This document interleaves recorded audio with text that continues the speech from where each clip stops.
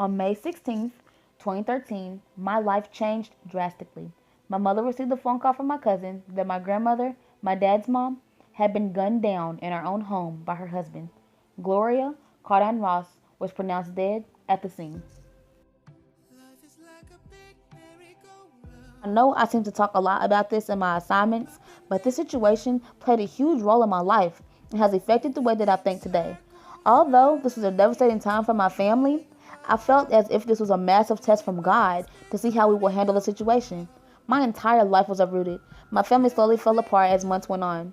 This tragedy taught me that time waits for no one. You should always live a day as if it's your last, because even though people die, time will continue on. My family and I were so stuck on my grandmother's death that we started to lose touch of each other and even ourselves. Time can be very disastrous, but also very beautiful.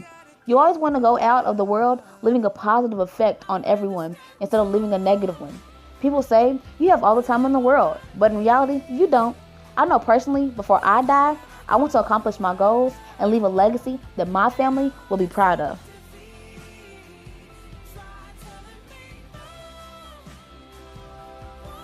On a day-to-day basis, I try to live my life in a respectable and accomplished way.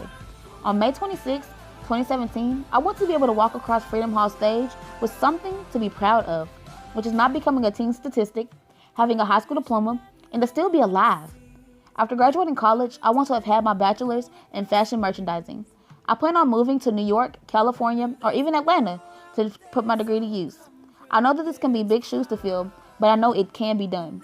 People are so scared of the unknown, but I plan on trying new things and keeping my mind open to other points of views. You won't get anywhere in life if you don't try or keep an open mind.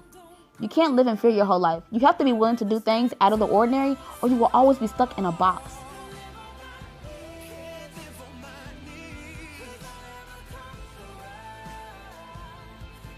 I know that life can be tough, and there's going to be instances where you run into a brick wall. I feel that when you hit a brick wall, you should do everything in your power to climb over it, or even break through it. It all depends on certain situations and what you should do. You could pray and leave it up to God, and also try new strategies, because obviously the ones you're doing isn't working. If dealing with school, you should try to ask more questions or study a little harder. Transitioning into a university, I plan on having the same drive and care as I do now about school, but I would like to work on procrastination. I get my work done, but I stress myself out because I don't give myself enough time to do it. For the past 12 years of school, I have been doing great, so I envision my time at a university a challenge, but not as much as it could be if I didn't have the fundamentals of great schooling as I have today. With my support system and my faith in God, I can conquer all.